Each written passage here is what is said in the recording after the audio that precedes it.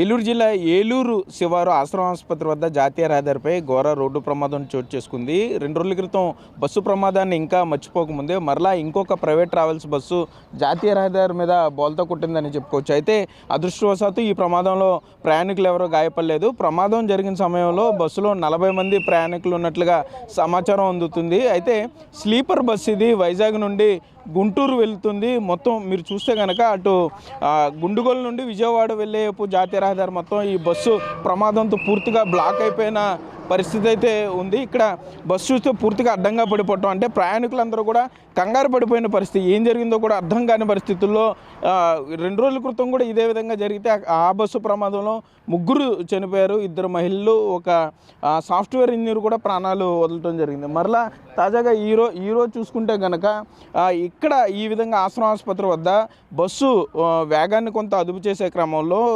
Steering technical problem కానివ్వండి, ఏదన్నా కానివ్వండి, ఈ విధంగా జరగడంతో బస్సులో అందరూ ఇది మొత్తం మీరు చూస్తే కనుక స్లీపర్ బస్సు, ఈ స్లీపర్ బస్సుకి సంబంధించి ఒక్కసారిగా ఈ విధంగా జరగడంతో ప్రయాణికులు నిద్రమత్తులోనే ఉన్నారు. బస్సు పడిపోయిందంటే కూడా అర్థం కాని పరిస్థితి. వారి బ్యాగులు కూడా మీరు చూస్తే కనుక బ్యాగులన్నీ కూడా ఇక్కడే ఏదైతే జాతీయ రహదారికి సంబంధించినటువంటి మధ్యలో ఫుట్పాత్ ఉంటుందో పేమెంట్ మధ్యలో దాని మీదే పెట్టేసిన పరిస్థితి. బ్యాగులన్నీ కూడా ఇక్కడే పెట్టేశారు.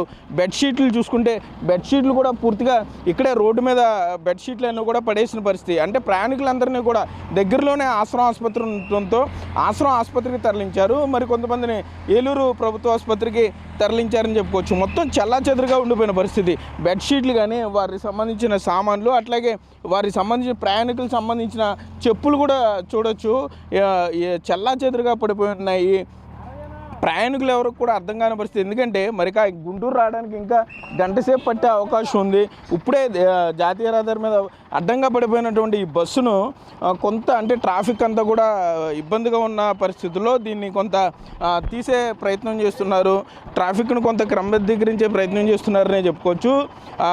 జేసీబీ ప్రొక్లైన్ తీసుకొచ్చి ఈ బస్సును జాతీయ రహదారికి అడ్డు తొలగించే ప్రయత్నం చేస్తున్నారని చెప్పుకోవచ్చు. కానీ ఇంత ప్రమాదం జరిగినా కూడా ప్రయాణికులు స్వల్ప గాయాలనే చెప్పుకోవచ్చు. మొత్తం అందరూ కూడా కొంత క్షేమంగా ఉన్నారనే చెప్పుకోవచ్చు. డ్రైవరు కొంత చాకచక్యంగా ప్రయత్నించారని చెప్పుకోవచ్చు. ఎందుకంటే మీకు కొంత ఈ జాతీయ రహదారి ఎడమ చేతి పక్క చూస్తే కనుక పూర్తిగా అది లోయలా ఉంటుంది. సుమారుగా 30 అడుగులు సంబంధించి అది పూర్తిగా కిందకి వెళ్ళిపోయే పరిస్థితి. ఇటు కనుక బస్సు పడి ఉంటే తప్పనిసరిగా ప్రాణ నష్టం అంచనా వేసే పరిస్థితి ఉండేది కాదు. సుమారుగా 30 అడుగులు సంబంధించినటువంటి ఈ ఇటువైపు పడకుండా బస్సు చాలా జాగ్రత్తగా రోడ్డు మీదే పట్టడంతో కొంత ఇది కంట్రోల్ అయిందని చెప్పుకోవచ్చు. ఏదేమైనా కూడా మొత్తం గాయపడ్డ వారందరినీ కూడా దగ్గరలోని ఆశ్రమంకి తరలించారు. మరి కొంతమందిని ఏలూరు ప్రభుత్వ ఆసుపత్రికి తరలించారని చెప్పుకోవచ్చు. పోలీసులు చేరుకున్నారు. అట్లాగే హైవే సిబ్బంది కూడా ఇక్కడికి చేరుకున్నారు.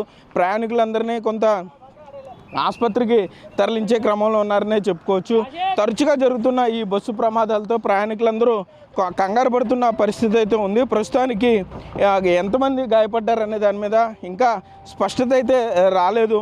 పోలీసులు ఇక్కడికి చేరుకున్నారు. పోలీసులతో పాటుగా అంటే ప్రమాదానికి గల కారణాలను కొంత వెరిఫై చేస్తున్నారనే చెప్పుకోవచ్చు. మరోపక్క బస్సు ప్రమాదానికి సంబంధించి ఇక్కడ అంటే ఇంకా కొంత చూసుకుంటే కనుక పూర్తి స్థాయిలో చాలా జాగ్రత్తగా ఇక్కడ గాయపడ్డ వారందరినీ కూడా ఆసుపత్రికి తరలించారని చెప్పుకోవచ్చు. మరోపక్క చూసుకుంటే కనుక బస్సు ఫ్రంట్ సైడ్ మీకు చూపించే ప్రయత్నం చేస్తాను.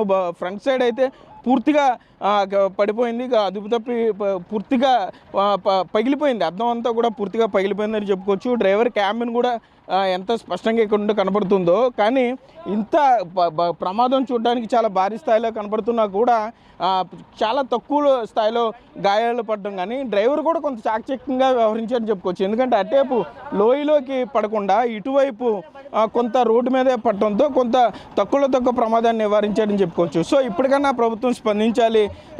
హైవేపై వెళ్ళేటప్పుడు ఈ ప్రైవేట్ ట్రావెల్స్ బస్సు అతివేగంతో వెళ్లకుండా నివారణ చర్యలు తీసుకోవాలని కూడా ప్రజలు కోరుకునే పరిస్థితులు అయితే ఉన్నాయి.